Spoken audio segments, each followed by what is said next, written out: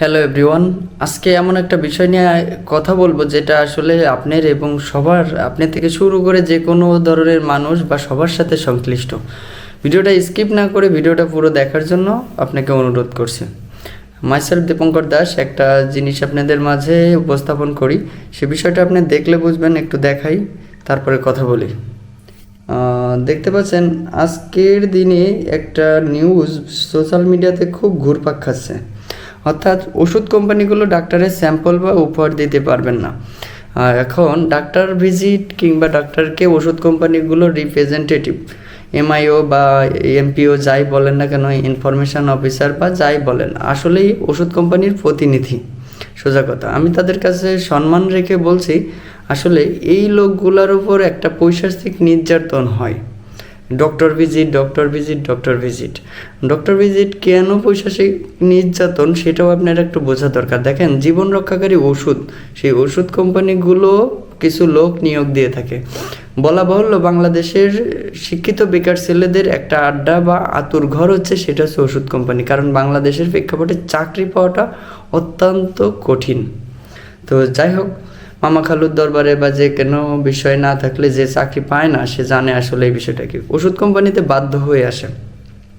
তো যাই হোক, আসল টপিকসে আমি ফিরে আসি। বিষয়টা হলো, ওষুধ কোম্পানি কোনো ডক্টরকে ওষুধ বা স্যাম্পল বা উপঢৌকন দিতে পারবেন না, এই ধরনের একটা প্রজ্ঞাপন বা একটা বিষয় নিয়ে কাজ চলছে। আসলে এই বিষয়টাকে আমি সাধুবাদ জানাই, আপনাদেরও জানানো উচিত। জানেন, ওষুধ এবং ডক্টর দুইজনই দুইটা জিনিস। একটা ওষুধ আর একজন ব্যক্তি ডক্টর, যে নাকি ক্রান্তিকালেও আপনার সব থেকে সাপোর্ট দিয়ে যাবে বেশি এবং বেশি গুরুত্বপূর্ণ। আমি সেই সকল ডক্টরকে সম্মান রেখে বলছি যে এনাদেরকে বাধ্য করা হয় এক প্রকার।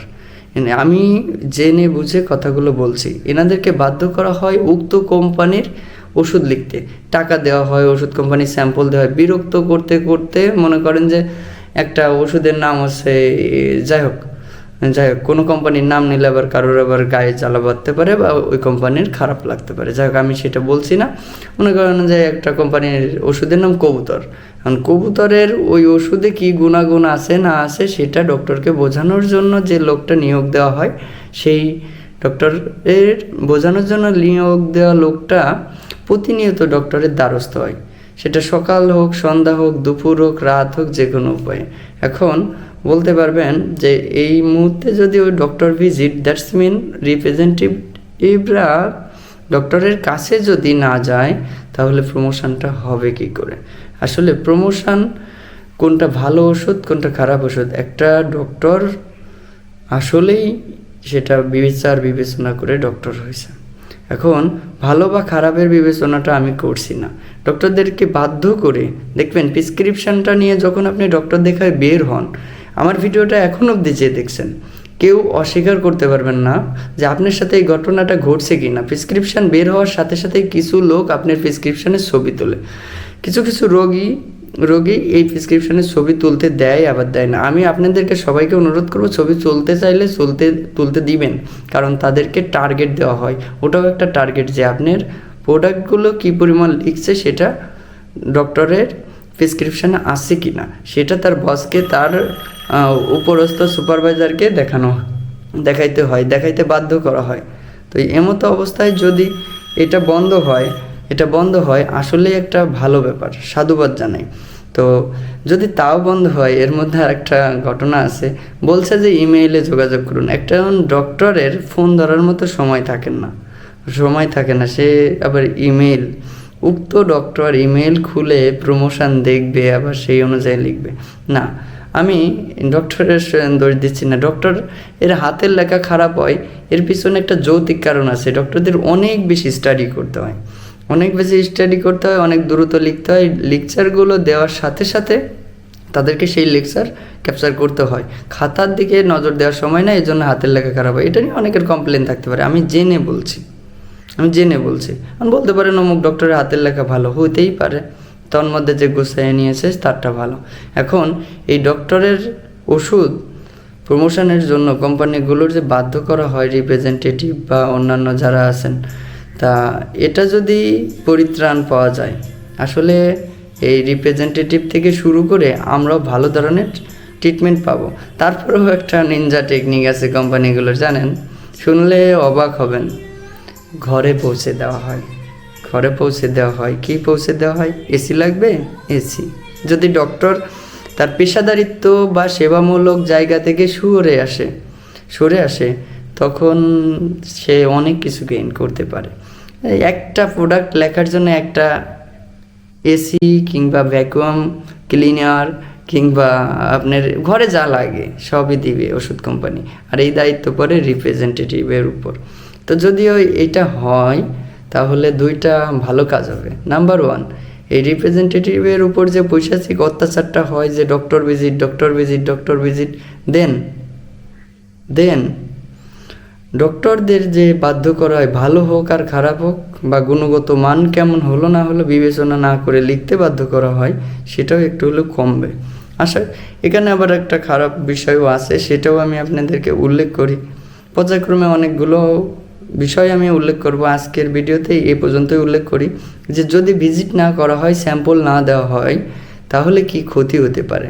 অবশ্যই সব জিনিসের ভালো দিক এবং খারাপ দিক উভয় সাইডই থাকে, একচ্ছত্র কোনো কিছু ভালো না, খারাপ ভালো দুটোই থাকে। কি হবে?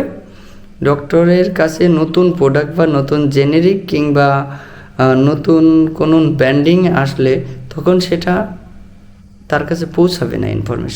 ইনফরমেশনটা জরুরি, সেই ক্ষেত্র থেকে কোম্পানিগুলো করে, কিন্তু সেটাও সমস্যা না, কোম্পানি ইনফরমেশান দিক, কিন্তু ওই promo materials, that means supplement, আপনার ওই ওষুধ কিংবা গিফট, এগুলো দিয়ে ডক্টরকে বাধ্য করা হয়। দেখুন বাজারে একটা গ্যাসের ট্যাবলেট আমার মনে হয় 200 কোম্পানিরই আছে। এখন কোনটা ভালো আর কোনটা মন্দ কী করে বলবেন? একজন অনেক নামি দামি ডক্টরও অনেক সময় বাধ্য হয় বা করতে, আপনার ওই ওষুধটা লিখতে। আমি একটা প্যাথেটিক বিষয় বলাই উচিত। আমার ভিডিওটা এই পর্যন্ত যে দেখছেন এই কথাটা জানলে বুঝবেন। আমার খুব খুব কাছের একজন ব্যক্তি বলি আমার বাবা। আমি বাবাকে নিয়ে অনেক ফ্যাসাদে পড়ছি, সমস্যায় পড়ছি, অনেকগুলো ট্রিটমেন্ট করিয়েছি, অনেক ধরনের ডক্টর দেখিয়েছি, এবং একজন ডক্টরের নাম আমি মেনশন করব না, আমি তার প্রমোশনও করব না, ভালোটাই বলে যাই। উনি যে ট্রিটমেন্টটা দিয়েছেন তাতে কোনো সুস্থ হয় না। 18টা ওষুধ লিখেছিলেন, 18টা, কথা বোঝার চেষ্টা করেন, 18টা ওষুধ লিখেছিলেন। আমি উন্নত চিকিৎসার জন্য অন্য কোথাও যাই, একটু দূরে হলেও যাই, সেখানে সেই ডক্টর আধা ঘন্টা ধরে দেখলো, টেস্টগুলো দিল, 2-3 দিন ধরে টেস্ট হলো, মাত্র 2টা ওষুধ লিখলো, একটা মেইন ওষুধ আর একটা সাবঅর্ডিনেট। তা ওনাকে আমি জিজ্ঞাসা করেছিলাম যে 18টা ওষুধের বিপরীতে 2টা ওষুধ, তা বলছিল টু দেওয়া ইজ এনাফ, অর্থাৎ ওষুধের গুণগত মান। কিন্তু এর মধ্যে একটা টুইস্ট হলো, আমার যে ওষুধটা এখান থেকে লেখা হয়েছে সেম জেনেরিকে স্ট্রেংথ চেঞ্জ, অর্থাৎ ধরেন একটার 100 mg ক্ষমতা, একটার 50, একটার 25, একটা 75, তো ওখানে স্ট্রেংথ চেঞ্জ করে দিছে এবং অনেক লো গ্রেডের। দ্যাটস মিন এখানে ছিল হচ্ছে আপনার 100, ওখানে ধরেন 50, তো এইরকম করে দিছে। সেই একটা ওষুধেই ঠিক হয়েছে। এই ওষুধ প্রশাসনের এই গুণগত মানগুলো দেখা উচিত। আমি ইনফরমেশানগুলো জানি ভাই, আসলেই জানি। আমাদের সবারই উচিত যে এই জায়গাটা সংশোধন হলে সবার সাধুবাদ জানানো উচিত। দেখবেন রুগী দেখতে গেছেন, রুগী দেখার সময় নাই ভাই, ওষুধ কোম্পানি আলারা বাধ্য হয়ে হলেও 30টা লোক ওখানে দাঁড়িয়ে থাকে। 1 মিনিট করে সময় নিলে একজন ডাক্তার পৃথিবীর সবথেকে ব্যস্ততম এবং গুরুত্বপূর্ণ ব্যক্তি, তার 30 মিনিট সময়ের দাম কত ভাই? কত? এত সময় যদি ওনাদেরকেই দিয়ে দেয়, পেশেন্ট দেখে শান্তি পাবে কোথায়? আমি যাকে দেখিয়েছিলাম ওখানে কিন্তু এই পেশেন্টের ভিড়াভিড় ছিল না, এই পেশেন্ট তো না, আপনার রিপ্রেজেন্টেটিভের ভিড়াভিড় ছিল না, একটা লোক না, সিঙ্গেল পার্সন আমি পাইনি। জি হ্যাঁ, এটাই সত্য। তো আজকের এই বিষয়টা আসলেই আমার ভালো লাগছে, খুবই ভালো লাগছে। এটা হোক, পরিবর্তন আসুক।